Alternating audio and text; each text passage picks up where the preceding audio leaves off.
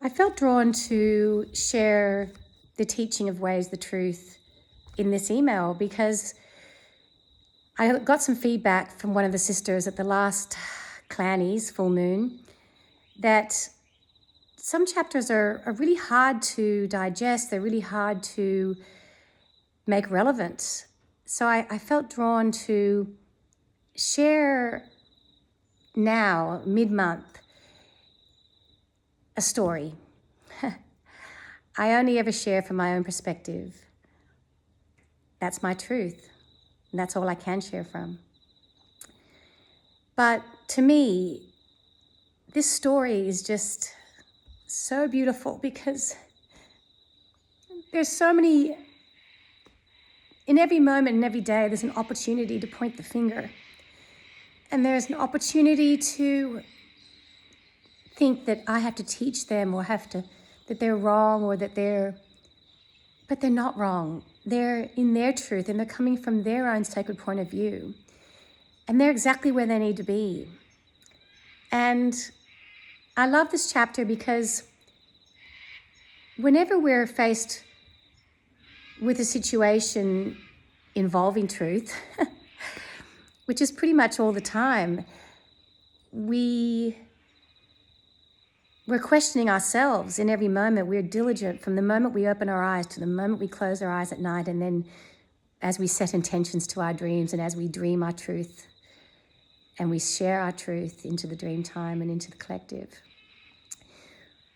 We're always presented with an opportunity to ask, what is my truth? And as I ask myself, what is my truth? I have to do as the book says and face what I see in my mirror. And sometimes what I see, I may not like. And then it's about not judging that because I am what I am from moments of my family, my society, my culture, my government, my philosophy, everything. So it's all perfect. And when I look in the mirror and I see a truth that perhaps doesn't resonate with me anymore or I want to let go of, I can then look momentarily maybe at why I had that truth. You know, I just love this chapter because it shows that both women, they had different views, what they did, but they were both coming from their own life experience. And so when I realize that I'm coming from my own life experience, I can then forgive myself and have that beautiful compassion that's necessary in every moment of Ways the Truth month and every month. That compassion that I was doing the best I could. And then when I wake up and realize that I can do better, or I realize that one of my truths isn't serving me and isn't productive, then I can do the work as they did to then let go of that. So one felt fear, she had fear of abandonment because she'd lost a child. So that was making her act a certain way. When she woke up and realized that that was a limiting belief, that she no longer needed to have that fear, that she could trust the sister, she could trust the community, that she could get that love and that support without having to hold on and be fearful of being abandoned and betrayed. When she could let go of that and step into a different truth, then she was freed and liberated. And same with the other woman. You know, she hadn't realized that being the tittle-tat and the dauber and always pointing out what everyone else is doing wrong because that made her feel like she was doing the right thing, all self-righteous, and I'm the little good girl, little good boy. When she realized that there was another way, then that truth fell away. But who am I to judge either of them when they were in their old truth? And I studied a beautiful Hawaiian principle. It's a Huna principle, Serge King from Hawaii. And one of his principles is pono, which is a Hawaiian word, which is effectiveness is a measure of truth. While your truth is working for you, go for it. When a truth that you've had isn't effective and you start to doubt it and question it and it's not working for you, then change it. There are so many ways that we can do things. We don't have to always do things the same way. And this is what Ways the Truth is all about. For me, anyway, it's about being honest and truthful with what our tendencies are. And if we realize that they're no longer a truth, well, if we realize that they were a false truth, or that they don't serve us, or that they're not necessary, then we do what the Buddha said and we just let go. We see that we're suffering, that we're holding a hot coal, and we just drop the hot coal. And then bring some humor to it, and then celebrate. Oh my God, I just feel so much lighter. Like, imagine how much lighter these two women felt.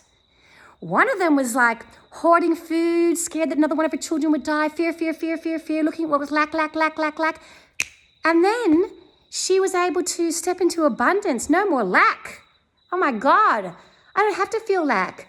My sisters are going to support me. My sisters are going to look after me. They're going to help me to have enough food for my child. I don't have to be in fear. And then the other woman, imagine how free she felt when she had been this tittle-tat her whole life, this good little girl, when she realized that she didn't have to be the good little girl anymore, that she didn't have to point the finger and be all like, you're wrong, I'm right, to feel important and to feel worthy and to feel seen. When she realized she was worthy without that mask that she had worn, that whole life she had worn this mask that was protecting her from her trauma.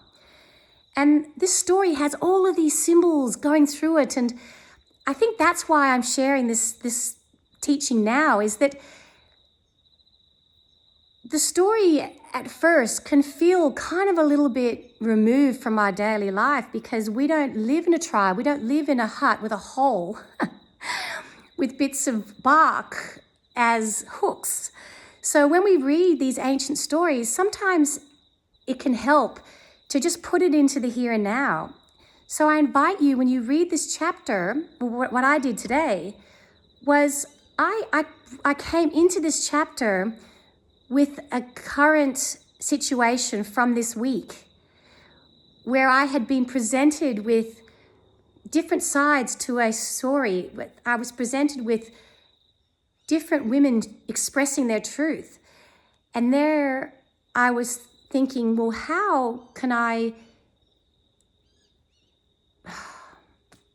how do I even express this? Well, I just felt, I guess, what do I do? It was fascinating. And my first instinct was to think, oh, who can I ring, who might be able to, who might have some experience. And then reading this chapter, I don't need to ring anyone. It's all inside me. And the old ancient stories sometimes feel a little bit removed because they're in Native American language. But if you can break down all of that and just sort of bring out the essence of the story, when I went within to the stillness and the silence, and I would call up the Eastern aspect to bring illumination to the situation, then the Southern aspect to trust that I will have the solution if I ask all of my ancestors and my totems and my spirit guides and my inner heart and that wisdom that I have, that we all have. Everyone has that wisdom. You're all beautiful wisdom keepers. And then if I go into the Western aspect of the medicine wheel, where I ask myself, what should I do? Not make that phone call. And then going into the Northern aspect, which is the wisdom of all of my teachers, and that I have so many beautiful teachers, even the children are my teachers. And then going into the above aspect, which is that, greater perspective. And then into the inner aspect, which is into my heart, where everything coalesces and is combined with love and compassion for all. When I do that and I see that each woman is coming from their sacred point of view and their truth. And that the most beautiful thing I can do is to unite the sisterhood through maybe a beautiful story. It's just so beautiful when you can read a chapter, any chapter, and then come into the chapter with a current experience. Because you see, your experiences make this true for you. It doesn't matter how many books we read. It doesn't matter how many teachers we sit at their feet, go to their retreats, listen to their podcasts and their sharings. It's not our truth until it's our experience. And you watch yourself. When you share a story that's from an experience that you've had, that you really are passionate about, you're just the most amazing storyteller in the world. If you try to explain someone else's story, you'd be struggling to find the words. You'd be like, oh, I can't quite put into words what she meant or he meant. It's because it's not your truth yet. When the Wisdom Keeper, which was last month, is about making all of your teachings, all of your little signs and things that people say, that is forming your wisdom. Then Way's Truth is about looking at the truth in all aspects, in everyone you meet, that their truth is their truth, and not to point the finger, not to judge, not to have to tell them that they're wrong, because they're not. They just have a different point of view to you. And, share a story of what has been relevant to you is so much more powerful. And Storyteller's coming up. Don't worry. Storyteller is coming up, I think, after Looks Far, after Listening Woman. But Storyteller shows us how to do that. But today we're in Way's Truth. So let's look at our truth. Let's look at what resonates for us. What is true for me? Then when I've got that, and I've really gone within and I'm authentic and I'm, then you are able to see other people's truth without needing to change it or judge it, or it's just so perfect and it's to be celebrated. Way's Truth is a big one. I love you all so much. Send me an email, let me know.